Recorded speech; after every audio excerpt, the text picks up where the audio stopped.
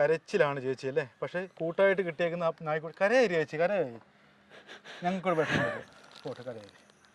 ഒരു വല്ലാത്ത വിഷമം. ചേച്ചി കരയുമ്പോൾ നമ്മളോട് കരഞ്ഞു പോകും. ആരോരുമില്ലാത്ത സ്ത്രീക്ക് ഒരു കൂട്ടുണ്ട്, കണ്ണിമ വെട്ടാത്ത കാവലാളായി ഒരു കൂട്ട്. ഇരുട്ടിൻ്റെ മറവീണാൽ ചെറ്റക്കുടിൽ പൊക്കാൻ വരുന്ന മനുഷ്യമൃഗങ്ങളെ തുരത്തിവിടുന്ന മനുഷ്യനല്ലാത്ത ഒരു മൃഗം. അവന്റെ പേരെന്തുവാ? മീനാക്ഷി. മീനാക്ഷി. ഓ, അവളാന്നോ?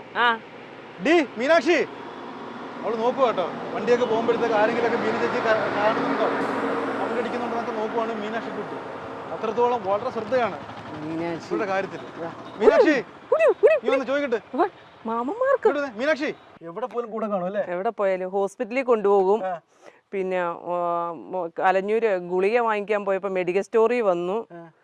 പിന്നെ കൊറോണ സമയത്ത് ആശുപത്രിയിൽ കൂടെ വന്നു. കഴിച്ചു നല്ല ഇണക്കമുള്ളതല്ലേ? ഇതാണ് സ്നേഹം. കണ്ടില്ലേ ബീന ചേച്ചി മീനാക്ഷിയും തമ്മിൽ എന്തൊരു സ്നേഹമുണ്ടോ? ചേച്ചിയുടെ കണ്ണ് നിറയുന്നതുണ്ടോ? ചേച്ചിക്ക് ഭർത്താവില്ല, ആരും നോക്കാൻ പോലും ഇല്ലാത്തപ്പോൾ ആകപ്പാടെ കൂട്ടായിട്ട് ദൈവം തന്നതല്ലേ ചേച്ചി? കണ്ടോ പാവം ചേച്ചി, കരയണ്ട, പോട്ടെ. ദൈവം അങ്ങനെ ചേച്ചി ചിലപ്പോൾ ചില മൃഗങ്ങളുടെ രൂപത്തിലായിരിക്കും, അല്ലെങ്കിൽ എന്തെങ്കിലും രൂപത്തിലായിരിക്കും ചേച്ചിക്ക് ഒരു സഹായമായിട്ട് വരുന്നത്. ഒരു കൂട്ടായിട്ട് കിട്ടിയില്ല അവസാനം. നിങ്ങൾ നിൽക്കുന്നുണ്ട് അല്ലേ കൂടെ കരയും. ഇവളോ ആന്നല്ലേ? ബാ ചേച്ചി ഇങ്ങോട്ട് വാ. ശരിക്കും പറഞ്ഞാൽ ഇതാണ് മനുഷ്യനും മൃഗവും തമ്മിലുള്ള കൂട്ട് അല്ലേ? ഒരു പക്ഷെ ഒരു ആണ് അല്ലെങ്കിൽ ഒരു സഹായി കൂടെ ഉണ്ട്, ഇത്ര സ്നേഹം പോലും കാണത്തില്ല അല്ലേ? അവര് നമ്മളെ വേദനിപ്പിച്ചോണ്ടിരിക്കും കുത്തി. ഞാൻ ചോദിക്കട്ടെ ചേച്ചി, ഈ വീട്ടിലല്ലേ കിടക്കുന്നേ? ചേച്ചി ഈ കെട്ടുറപ്പ് ഞാൻ വെറുതെ കൈന്നിട്ട് പറയുന്നതല്ലോ. ഈ പാവ സ്ത്രീ എത്ര വയസ്സുണ്ട് ചേച്ചിക്ക്? കരയായി, പോട്ടെ, കരയുന്നതിനാ? ഇത്രയും ചെറുപ്പക്കാരിയാണ്. ഒരു എന്താ പറയുന്ന ഒരു ജീവിതത്തിൻ്റെ നല്ല ജീവിതം പോലും ആസ്വദിക്കാതെ ഇങ്ങനെ കരച്ചിലാണ് ചേച്ചി അല്ലേ? പക്ഷേ കൂട്ടായിട്ട് കിട്ടിയേക്കുന്ന ആ നായ്ക്കുട്ടി കരയായി ചേച്ചി, കരയായി. ഞങ്ങൾക്കൊരു വിഷമമില്ല, പോട്ടെ, കരയായി. ഒരു വല്ലാത്ത വിഷമം. ചേച്ചി കരയുമ്പോൾ നമ്മളോട് കരഞ്ഞു പോകും. ജനാലക്കകത്തോടൊരു വെട്ടം കണ്ടു. ആ വെട്ടം കണ്ടപ്പം പിന്നെ ഞാൻ ഒത്തിരി ഒന്ന് കരഞ്ഞു. രാവിലെ ആയപ്പോ ഈ പട്ടിക്കുട്ടി വന്ന് വാലനക്കിക്കൊണ്ട് നിൽക്കുക. നീ പോയി, എനിക്ക് നിന്നെ നോക്കാൻ വയ്യ, ഞാൻ സുഖമില്ലാത്തതാ, എനിക്ക് ഭക്ഷണമൊന്നും ഇല്ല, നിനക്കൂടെ തരാനെന്ന് പറഞ്ഞപ്പോ ഇത് പോകത്തില്ല, എന്നെ നോക്കി ഇന്നങ്ങ് കരയുക. ഇതിപ്പോ വന്നത് പിന്നെ കഴിഞ്ഞ് 2018 സെപ്റ്റംബർ 13 ഇത് വന്ന് കയറിയത്. അതിനുശേഷം ചേച്ചിക്ക് പേടിക്കേണ്ട ആവശ്യമേ ഇല്ല, വന്നിട്ടില്ല. ഇല്ല. ഈ രാത്രിയിലൊക്കെ വന്ന് ഓരോരുത്തർ ശല്യപ്പെടുത്തും, അതിലെ മുട്ടും, അങ്ങനെയുള്ള പേടിയൊന്നും ഇല്ല. ഇപ്പൊ അങ്ങനൊന്നും ഇല്ല. ഇവിടെ ഓടിക്കുമല്ലോ അതിന്. ഇവളെല്ലാത്തിനെയും പരിചയമില്ലാത്ത ആൾക്കാരൊക്കെ വന്നു കഴിഞ്ഞാൽ ഓടിക്കുവോ? അങ്ങനെ വന്നിട്ടുണ്ടോ? ഞാൻ തുറന്നു നോക്കിയോ? അങ്ങനെ വന്നിട്ടുണ്ട്. ചെറുപ്പക്കാരിയാണ്ട് ചോദിക്കുവോ? വന്നിട്ടുണ്ട്. പിന്നെ പട്ടിയെ ഉപദ്രവിക്കും. പിന്നെ ആൾക്കാർക്ക് കയറി നിരങ്ങാൻ പറ്റാത്തത് കൊണ്ട് എന്റെ പട്ടിയെ വന്ന് കുറുവടി വെച്ച് ഒരു പരിചയമില്ലാത്ത ഈ വണ്ടി റോഡിൽ ചവിട്ടുക, അറിഞ്ഞങ്ങ് നോക്കുക. അപ്പൊ ഇതിനു മുമ്പ് കുറെ പട്ടികൾ വളർത്തിയായിരുന്നു? 4 പേരുണ്ട്, അമ്മയും മക്കളും 4 പേരായിരുന്നു എന്നെ നോക്കിക്കൊണ്ടിരുന്നത്, ചേച്ചിയെ നോക്കിക്കൊണ്ടിരുന്നത്. എന്നിട്ട് ഈ പട്ടികളെ കൊല്ലുക? പട്ടിയെ തലയ്ക്കടിക്കുക. പട്ടി കുറച്ചു ദിവസം കഴിയുമ്പോഴത്തേന് കുഴഞ്ഞു വീണങ്ങ് മരിക്കുക. ഞാൻ നോക്കുമ്പോ തലയുടെ അവിടെ എല്ലാം ഇങ്ങനെ പഴുത്ത് നിൽക്കുന്ന കാണാം. നമ്മൾ എന്താന്നും പറഞ്ഞുകൊണ്ടാ ചെയ്യുന്നത്? ഭക്ഷണം കഴിക്കുന്നില്ല. ഞാൻ ഇതിന്റെ മകനെ വളരെ സ്നേഹത്തോടു കൂടി എൻ്റെ കുഞ്ഞിനെ പോലെ ഞാൻ നോക്കി വളർത്തുമായിരുന്നു.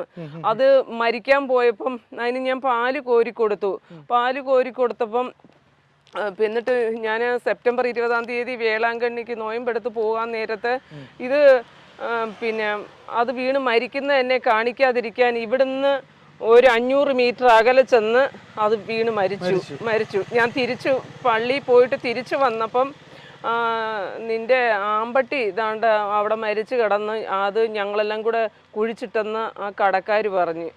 മീനാക്ഷി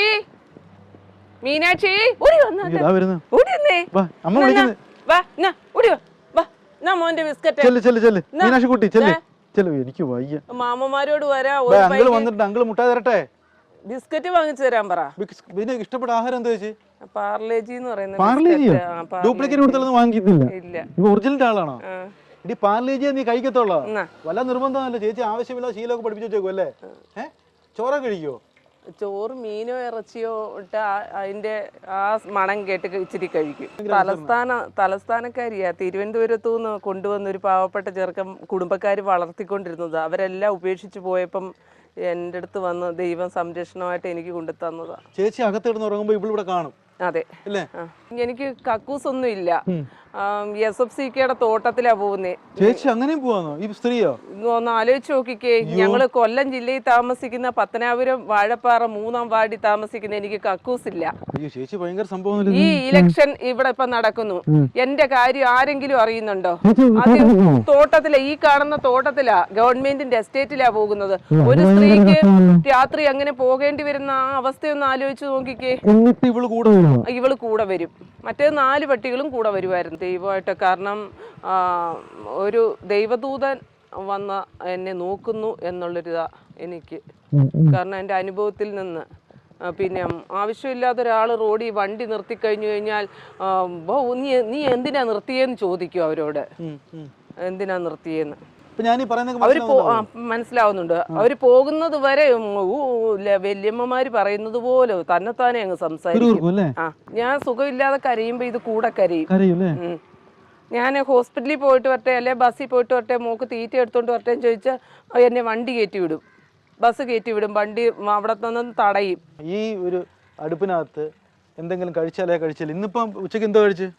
ഉച്ചയ്ക്ക് പിന്നെ പുനലൂർ താലൂക്ക് ഹോസ്പിറ്റലിൽ പോയിട്ട് വന്നപ്പോ ഗാന്ധി ഭവന്റെ ആഹാരം അവിടെ ലയൺസ് ക്ലബ്ബുകാർ സപ്ലൈ ചെയ്യും. പിന്നെ പത്തനാപുരം മോസ്കിന്റെ ഫ്രണ്ടില് എഴുതി വെച്ചിട്ടുണ്ട്. അപ്പം എന്നും 12:30 ആവുമ്പോ അത് തീരും. ഞാൻ ഓടി ബസ് ഇറങ്ങി ഓടി ചെന്ന് നോക്കി. അപ്പം മഞ്ഞക്കൊട ഇങ്ങനെ ഇരിക്കും. അപ്പം മഞ്ഞക്കൊട മടക്കിയാലും പിന്നെ ആ ടെമ്പോമാൻ വിട്ടുപോയാലും ആഹാരം തീർന്നു. അപ്പോൾ ഞാൻ നോക്കിയപ്പോൾ ഉണ്ടല്ലോ വിശക്കുന്നു, എനിക്ക് നല്ല വിശപ്പ്. ഹോസ്പിറ്റലിൽ പോയിട്ട് വന്നതല്ലേ. അവിടെ ഒരു ബേക്കറി കയറി ഇച്ചിരി ഇവർക്ക് 2 പാർലേജി, ഒരാൾ എനിക്ക് 20 രൂപ തന്നു വെള്ളം കുടിച്ചിട്ട് പോവാന്.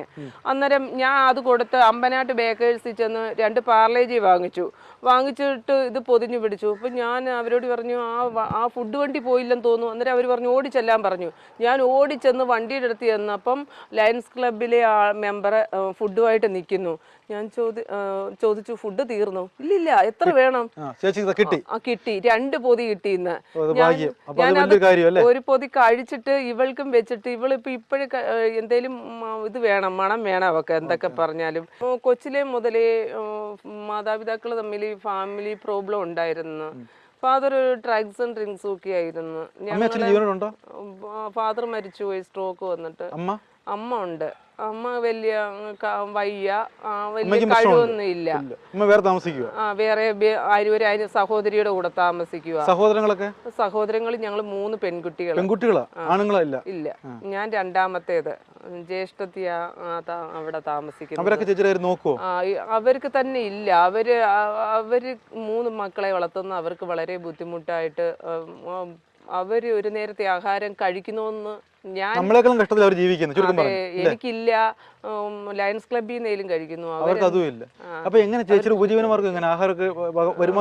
ഈ റേഷൻ കടയിൽ നിന്ന് കിട്ടുന്ന അരി മാത്രമേ ഉള്ളൂ. അത്രേ ഉള്ളൂ. അല്ലാതെ നല്ലൊരു ഡ്രസ് ഇടാനോ ഒന്നുമില്ല. ആരെങ്കിലും ഒക്കെ എടുത്തു തരുന്നതാ. ഞാനൊരു ഡ്രസ്സും വാങ്ങാറില്ല. കല്യാണം കഴിക്കാത്ത എന്തായിരുന്നു? കല്യാണം കഴിക്കാൻ ഇപ്പം 2016 നവംബർ 30 ഓപ്പറേഷൻ കഴിഞ്ഞു. യൂട്രസും സെർവിക്സും ഓവറി ട്യൂബ് എല്ലാം റിമൂവ് ചെയ്തു.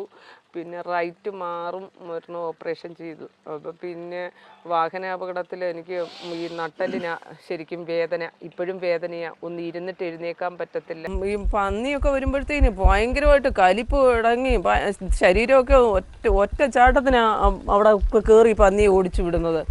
പിന്നെ മനുഷ്യന്മാർ പോകുമ്പോൾ തന്നെ അധികം നേരം നിൽക്കാനൊന്നും ഈ വാതിലൊന്നും അധികം നേരം നിർത്തത്തൊന്നും ഇല്ല. വഴക്കുണ്ടാക്കും. അവരുടെ വണ്ടി എടുത്തോണ്ട് പോകുന്നത് വരെ വഴക്കുണ്ടാക്കും.